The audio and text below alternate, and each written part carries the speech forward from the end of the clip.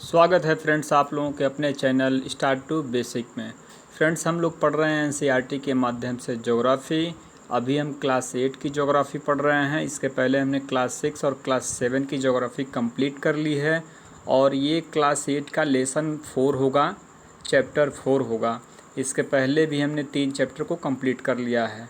तो फ्रेंड्स आइए बिना विलम्ब किए चैप्टर को स्टार्ट करते हैं। लेसन का नाम है कृषि।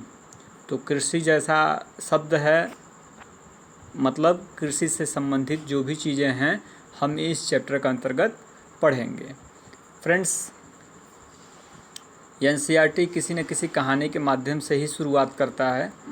चूँकि एनसीईआरटी कहानी इसलिए प्रस्तुत करता है ताकि जो है क्लास 6, 7, 8 के जो बच्चे होते हैं उनको इस माध्यम से किसी चीज़ को समझाना बहुत ही जो है सुविधाजनक होता है।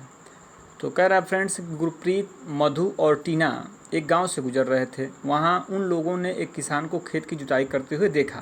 किसान ने उन लोगों से कहा कि वह गेहूं की बुआई करने जा रहा है और मृदा को अधिक उपजाऊ बनाने के लिए अभी खाद डाला है। उसने बच्चों से कहा कि गेहूँ मंडी में अच्छी कीमत पर बिकेगा, जहाँ से उसे आटे में परिवर्तित करके कारखाने में डबल रोटी और बिस्कुट बनाने के लिए ले जाया जाएगा।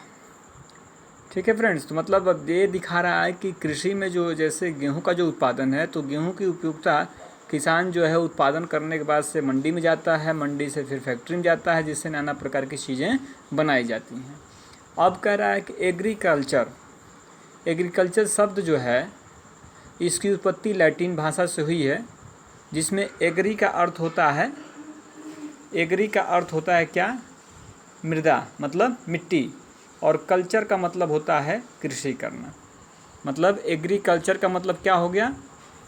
कृषि करना। किस पर कृषि करना? तो मृदा, यानी मिट्टी के अंतर्गत जो हम लोग कृषि करते हैं, मिट्टी पर जो कृषि करते हैं उसे क्या कहते हैं? एग्रीकल्चर कहते हैं। पौधे से परिष्कृत उत्पाद तक के रूपांतरण में 3 प्रकार की आर्थिक क्रियाएं सम्मिलित हैं। अब कोई अगर उत्पाद हम करते हैं, किसी भी, मान लीजिए कोई फसल अगर हम बोते हैं और उसका उत्पादन करते हैं, तो उसमें जो क्रियाएं सम्मिलित हैं वो किस तरह की क्रियाएं हैं? तो आर्थिक क्रियाएं होती हैं और वह 3 होती हैं। पहला क्या है? प्राथमिक, द्वितीयक और तृतीयक। आइए क्रम से समझते हैं कि प्राथमिक, द्वितीयक क्रियाएँ और तृतीयक क्रियाएँ होती क्या हैं। कह रहा है प्राथमिक क्रियाओं के अंतर्गत उन सभी क्रियाओं को शामिल किया जाता है जिनका संबंध प्राकृतिक संसाधनों के उत्पादन और निष्कर्षण से है। कृषि, मत्स्यन और संग्रहण इनके अच्छे उदाहरण हैं। फ्रेंड्स, प्राकृतिक संसाधनों के जो हम, मतलब किसान जो चीज़ प्रकृति से क्या करता है? उत्पादन करता है, जिसके अंतर्गत क्या है? कृषि है, मत्स्यन है और उनके संग्रहण, ये सब किसके अंतर्गत आते हैं? तो ये प्राथमिक उत्पादन के अंतर्गत आते हैं। ठीक है। द्वितीय क्रियाएं किसे कहते हैं? तो कह रहा है कि अब इन संसाधनों के प्रसंस्करण से संबंधित हैं, जैसे इस्पात विनिर्माण, डबल रोटी पकाना और कपड़ा बुनना इन क्रियाओं के उदाहरण हैं। मतलब अब देखिए, इस्पात है या डबल रोटी है। जैसे डबल रोटी कहाँ से होता है? तो किसान गेहूँ उगाता है और मार्केट में जाता है, फिर मार्केट से वो गेहूँ जो है कंपनियों में जाकर क्या बनाता है? डबल रोटी बनता है, आटा बना करके डबल रोटी बनाया जाता है। तो जब तक उत्पाद को किसान ने उपाज करके और मंडी तक पहुंचा दिया, ये सब क्या हो गया? ये प्राथमिक हो गया। और जैसे ही वो डबल रोटी बन गया तो क्या हो गया? द्वितीयक हो गया। उसी तरह से दे रहा है कि जो इस्पात विनिर्माण होता है, जैसे मान लीजिए इस्पात ऐसे तो बनता नहीं है, खनिज है, लौह अयस्क, उसको ज़मीन से निकाला जाता है खनन के माध्यम से, और फिर जो है उसको जो है कंपनी में ले जा करके उसका विनिर्माण करके क्या बनाया जाता है? इस्पात बनाया जाता है। तो ये किस तरह के उदाहरण हैं? तो ये जो है द्वितीयक होंगे। अब तृतीयक क्या हैं? तो प्राथमिक और द्वितीयक सेवा क्षेत्र को सेवा कार्यों द्वारा सहयोग प्रदान करती हैं। अब जो प्राथमिक कार्य हैं और द्वितीयक कार्य हैं, इनमें जितने लोग लगे हैं ये सब क्या हैं? तृतीयक कार्य के अंतर्गत आते हैं। इसके अंतर्गत क्या है? जैसे देखिए, यातायात है, कोई भी जो है उत्पादन हम करते हैं तो उसको क्या करते हैं? एक स्थान से दूसरे स्थान पर रहते हैं, जिसमें व्यापार हो गया, बीमा हो गया और विज्ञापन हो गया। ये सब क्या हैं? तृतीयक उदाहरण है। मतलब कोई चीज़ जब हम उपाजेंगे और उसको मंडी तक पहुंचाते हैं तो ये प्राथमिक हो गया। अब उसी चीज़ का जब हम दूसरे रूप में उसका आकार बदल देते हैं तो द्वितीयक हो गया। जैसे गेहूं को उपाज करके हम मार्केट में बेचे, वहाँ से जो है वो आटा बना करके डबल रोटी बनाना जो प्रक्रिया में आ गया, तो क्या हो गया, द्वितीयक हो गया। अब उस डबल रोटी की मार्केटिंग करनी हो, उसको बेचना हो अलग अलग ब्रांड बना करके, तो यह जो काम करेगा जो वो क्या हो जाएगा, वह तृतीयक श्रेणी के अंतर्गत आ जाएगा। आशा है आप लोगों को क्लियर हो गया होगा। चलिए आगे देख लेते हैं। कृषि क्या है, तो एक प्राथमिक क्रिया है। फसलों, फलों, सब्जियों, फूलों को उगाना और पशुधन पालन इसमें शामिल है। अब देखिए जो प्राथमिक क्रिया है उसमें क्या क्या है, तो ये कृषि इसके अंतर्गत आती है, जिसमें क्या है, फसलों को उगाना, फलों को उगाना, सब्जियों को उगाना, फूलों को उगाना और पशुधन यानी पशुपालन, ये सब किसके अंतर्गत हैं, तो यह प्राथमिक क्रिया है। अब विश्व में जो 50% जो कृषि में जो कार्य में लोग लगे हैं इन्हीं में है। प्राथमिक क्रिया में कितने प्रतिशत लोग हैं, तो 50%, 50%। भारत की 2/3 जनसंख्या अब तक कृषि पर निर्भर है, और भारत की जो 2/3 जनसंख्या है वो किस पर निर्भर है, कृषि पर ही निर्भर है। ठीक है, कह रहा है अनुकूल स्थलाकृति, मृदा और जलवायु कृषि क्रियाकलाप के लिए अनिवार्य है। जिस भूमि पर फसलें उगाई जाती हैं कृषिगत भूमि कहलाती है। अब मानचित्र में आप देख सकते हैं कृषि क्रियाकलाप विश्व के उन प्रमुख प्रदेशों में संकेंद्रित जहां फसलों उगाने के लिए उपयुक्त कारक विद्यमान है। ये विश्व का मैप है जिसमें आप देख सकते हैं कि कहाँ कहाँ, जैसे आप हरा जो देख रहे हैं ये कृषिगत भूमि दिखा रहा है। जैसे उत्तरी अमेरिका में आप देख सकते हैं, ये दक्षिणी अमेरिका में ये सब हरी वाली जो है, यूरोप महाद्वीप में ये देख सकते हैं, अफ्रीका में ये देख सकते हैं। भारत देखिए पूरा का पूरा लगभग क्या है, हरा से दिखाई दे रहा है, मतलब ये चाइना का पार्सन हो गया। तो इस तरह से देखिए भारत का आप देखें यहाँ पे, तो भारत में क्या है, कृषिगत भूमि बहुत ज़्यादा है। अब फ्रेंड्स देखिए बड़ा इम्पॉर्टेंट है, बहुत ही इम्पॉर्टेंट टॉपिक है, और जो ये चीज़ हम पढ़ने जा रहे हैं बहुत ही ज़बरदस्त है। इसको दिमाग में बैठा लीजिए आप लोग, बड़ी परीक्षा में पूछता है। देखिए पहला शब्द आ गया एग्री। ठीक है, एग्री आया।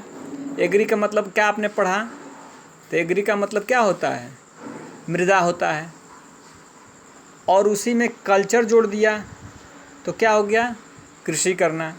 तो भूमि पर जो कृषि करते हैं उसको क्या बोलते हैं, एग्रीकल्चर।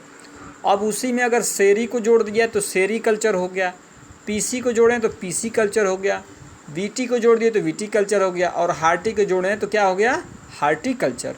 मतलब ये जो 5 जो देख रहे हैं ये कृषि के प्रकार हैं। कृषि इनको भी इसके अंतर्गत ये सब आते हैं। अभी हम इसके बारे में डिटेल नीचे पढ़ते हैं। देखिए अब एग्री जो आ गया, एग्रीकल्चर हो गया, वो क्या है, कृषि है। यानी मृदा इसके अंतर्गत क्या है, तो मृदा की जुताई यानी मिट्टी की जुताई, फसलों को उगाना, और पशुपालन का विज्ञान एवं कला, इसे खेती भी कहते हैं। ठीक है, अब सेरीकल्चर में क्या आ गया फ्रेंड्स, तो सेरीकल्चर में आ गया कि जो सेरीकल्चर में रेशम उत्पादन है, मतलब जिसमें इसमें क्या होता है कि रेशम कीटों को क्या कहते हैं, पालते हैं, और कृषक जो है इससे अपना आय करता है। पीसी कल्चर क्या है, तो मत्स्य पालन है, जिसमें क्या होता है तालाबों और पोखरों में मत्स्य पालन किया जाता है। विटीकल्चर क्या है, तो द्राक्षा कृषि है। इसमें विटीकल्चर को मतलब एक तरह से कहा जाए तो इसमें जो फलों की खेती की जाती है, मुख्यतः क्या है, अंगूर की खेती। ठीक है, और हार्टिकल्चर क्या है, तो इसमें सब्जियों, फूलों और फलों को उगाया जाता है। क्लियर हो गया। ये बड़े एग्जाम में पूछता है कि सेरीकल्चर के अंतर्गत किस तरह का कृषि किया जाता है, तो बताइए, रेशम उगाते हैं। मत्स्य में क्या है, तो पीसी कल्चर है। विटीकल्चर क्या है, तो यह इसमें अंगूर की खेती होती है। और हार्टिकल्चर क्या है, तो इसमें उद्यान कृषि है, जिसमें सब्जियों, फूलों और फलों को उगाते हैं। क्लियर हो गया। आइए कह रहा है कृषि तंत्र देख लेते हैं क्या है। कृषि या खेती को एक तंत्र के रूप में देखा जा सकता है। इसके महत्वपूर्ण निवेश क्या हैं, बीज, उर्वरक, मशीनरी और श्रमिक हैं। इसके अलावा क्या है, जुताई, बुआई, सिंचाई, निराई, कटाई, इसके कुछ क्या हैं, संक्रियाएं हैं। इस तंत्र के निर्गतों के अंतर्गत फसल, ऊन, डेयरी और कुक्कुट उत्पाद आते हैं। मतलब यह एक तंत्र है। इस तंत्र में क्या करते हैं हम लोग, जैसे मान लीजिए खेती करना है तो बीज की ज़रूरत पड़ेगी, उसको खेती करने के मशीन जैसा ट्रैक्टर चाहिए, उर्वरक चाहिए, श्रमिक भी चाहिए जुताई, बुआई, सिंचाई, निराई के लिए। तो ये सारी चीज़ें क्या है, एक तंत्र की तरह से कृषि के लिए सहयोग करती हैं। तो यह एक कृषि तंत्र हो गया। ठीक है, आप ये पिक्चर के माध्यम से देख सकते हैं। आप यहाँ पे ये फसल देखिए उगाया जा रहा है, जिसमें बीज है, रसायन है, मशीनरी हो गया, और भौतिक में देख रहे हैं आप भंडारण कर रहे हैं, श्रम है, मशीनरी है, रसायन है, ये सब चीज़ें। ठीक है, अब कृषि के प्रकार देख लेते हैं फ्रेंड्स। तो विश्व में कृषि विभिन्न तरीकों से की जाती है। भौगोलिक दशाओं, उत्पाद की मांग, श्रम और प्रौद्योगिकी के स्तर के आधार पर कृषि दो मुख्य प्रकारों में वर्गीकृत की जा सकती है। क्या है? एक निर्वाह कृषि होती है और दूसरी क्या होती है? वाणिज्यिक कृषि। अब निर्वाह कृषि का मतलब क्या हो गया कि जीवन निर्वाह के लिए हम जो भी बोएं और काटें और उससे अपना जीविका चलाएं, वो निर्वाह कृषि हो गया। वाणिज्यिक कृषि क्या हो गया? जिसको हम व्यापार के लिए करते हैं, मतलब फसल उगाएं और उसको व्यापार के दृष्टिकोण से उस उपज को हम मार्केट में बेचें और आय को प्राप्ति करें। आइए इसका डिटेल नीचे देख लेते हैं। रोचक तथ्य कह रहा है कि जैविक कृषि, इस प्रकार कृषि में क्या होता है? रासायनिक खादों के स्थान पर जैविक खाद, प्राकृतिक पीड़कनाशी का उपयोग किया जाता है। फसलों का उत्पादन बढ़ाने के लिए कोई आनुवंशिक रूपांतरण नहीं किया जाता है। फ्रेंड्स, जैविक कृषि जो है अब जो है काफ़ी जो है लोग पसंद कर रहे हैं करने के लिए, चूँकि जो नाना प्रकार के जो रासायनिक और कीटनाशक दवाओं का प्रयोग फल फूल सब्जियों में किया जा रहा है, उससे भी जीवन के लिए बहुत वह घातक सिद्ध हो रही हैं। वही हम खा रहे हैं कीटनाशक दवाओं के प्रयोग से सब्जियां, और वो हमारे शरीर को नुकसान पहुंचा रहा है। तो जैविक कृषि लोग जो है करना ज़्यादा पसंद कर रहे हैं। खास करके आप अगर सिक्किम जाएंगे तो सिक्किम में जिस तरह का खेती होता है वह जैविक कृषि ज़्यादा वहाँ पे लोग प्रीफर करते हैं। ठीक है सर, ओके। अब देखिए निर्वाह कृषि क्या अब है इसका, जैसे भी हमने पढ़ा कि निर्वाह कृषि और जो है निर्वाह कृषि और वाणिज्यिक कृषि हमने पढ़ा, तो निर्वाह कृषि किसे कहते हैं देख लेते हैं। इस प्रकार की कृषि कृषक परिवार की आवश्यकताओं को पूरा करने के लिए, मतलब पारंपरिक रूप से कम उपज प्राप्त करने के लिए निम्न स्तरीय प्रौद्योगिकी, पारिवारिक श्रम का उपयोग किया जाता है।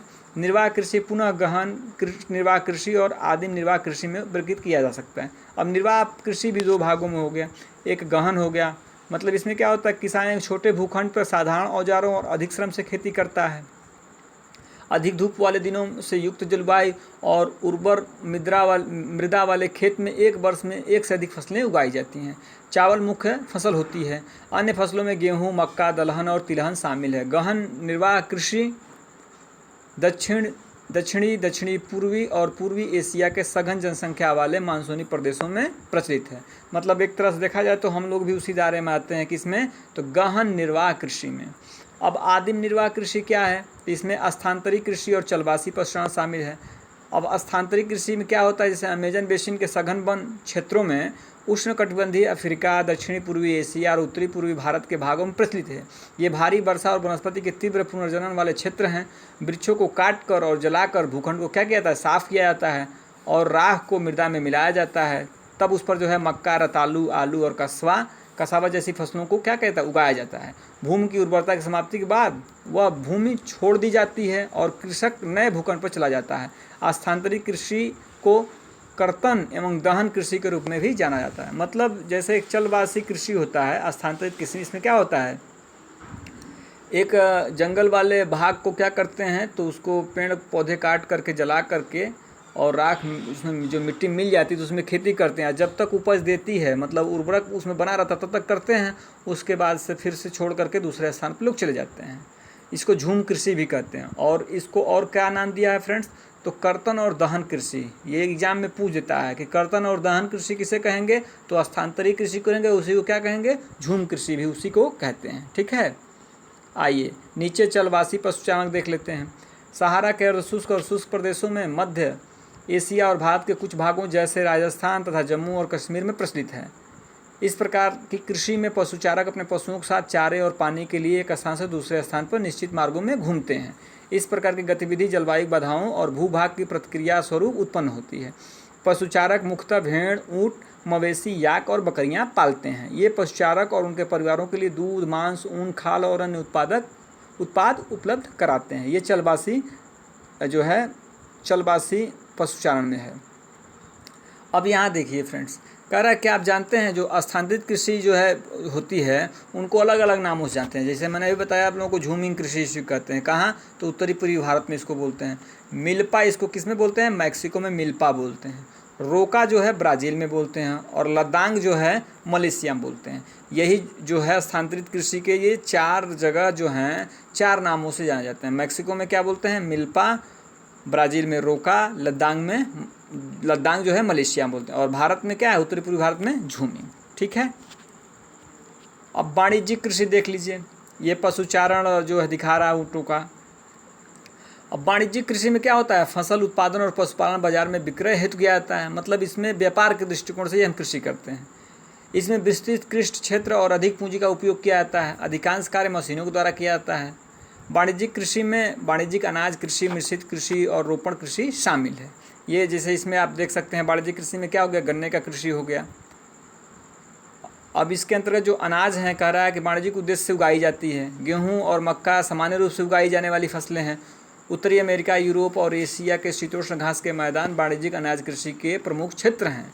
ये क्षेत्र सैकड़ों हेक्टेयर के बड़े फार्मों में युक्त विरल आबादी वाले अत्यधिक ठंड वर्धन काल को बाधित करती है और केवल एक ही फसल उगाई जाती है। और मिश्रित कृषि में क्या है? तो इसमें क्या है? भूमि का उपयोग भोजन और चारे की फसलें उगाने और पशुधन पालन के लिए किया जाता है। यह यूरोप, पूर्वी संयुक्त राज्य अमेरिका, अर्जेंटीना, दक्षिणी पूर्वी ऑस्ट्रेलिया, न्यूजीलैंड और दक्षिणी अफ्रीका में प्रचलित है। तो मिश्रित खेती कहाँ प्रचलित है फ्रेंड्स? तो यूरोप में है, पूर्वी संयुक्त राज्य अमेरिका, अर्जेंटीना, दक्षिणी पूर्वी ऑस्ट्रेलिया, न्यूजीलैंड और दक्षिणी अफ्रीका में है। अब रोपण कृषि क्या है? तो कह रहा है जहाँ वाणिज्यिक कृषि, यह एक वाणिज्यिक कृषि का भी क्या है? एक प्रकार है, जहाँ चाय, कहवा, काजू, रबड़, केला अथवा कपास की एकल फसल उगाई जाती है। इसमें बृहद पैमाने पर श्रम और पूंजी की आवश्यकता होती है। उत्पादन का प्रसंस्करण खेतों पर ही या निकट के कारखानों में किया जा सकता है। इस प्रकार कृषि में परिवहन जाल के विकास की अनिवार्यता होती है।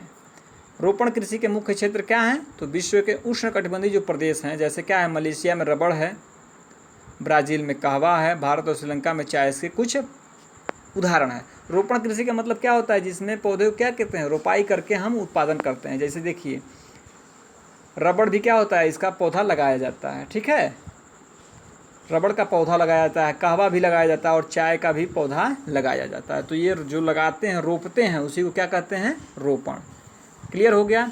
उसी तरह से आप केले का देख सकते हैं, ये भी किसके अंतर्गत आता है? तो रोपण कृषि के अंतर्गत आता है। केला का भी हम क्या कहते हैं? पौधा लगाते हैं ना।